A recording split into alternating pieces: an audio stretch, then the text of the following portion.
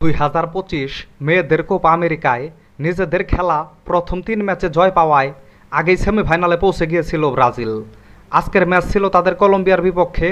এই ম্যাচে জিতলে বা ড্র করলে গ্রুপ চ্যাম্পিয়ন হয়ে সেমিফাইনালে উঠে যেত ব্রাজিল, আর হলো তাই। আজকের ম্যাচে গোলশূন্য ড্র করে গ্রুপ চ্যাম্পিয়ন হয়ে সেমিফাইনালে উঠল ব্রাজিল। আগেই সেমিফাইনাল নিশ্চিত হয়ে যাওয়ায় ব্রাজিলের একাদশে ছিল বেশ কিছু পরিবর্তন, সেটাই কাজে লাগাতে চেয়েছিল কলম্বিয়া, কিন্তু সেটা আর সম্ভব হয়নি।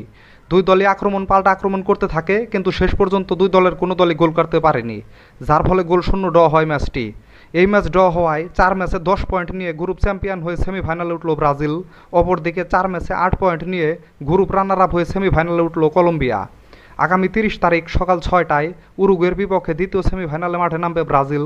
অপরদিকে আগামী 29 তারিখ সকাল 6টায় প্রথম সেমিফাইনালে আর্জেন্টিনার বিপক্ষে মাঠে নামবে কলম্বিয়া। তো বন্ধুরা, আপনাদের কি মনে হয় ব্রাজিল উরুগুয়েকে হারিয়ে ফাইনাল উঠতে পারবে কিনা তা এখনই কমেন্ট করে জানান। সাথে ক্রিকেট ও ফুটবলের নতুন নতুন আপডেট পেতে এখনই আমার চ্যানেলটিকে সাবস্ক্রাইব করে দিন। সকলকেই ধন্যবাদ।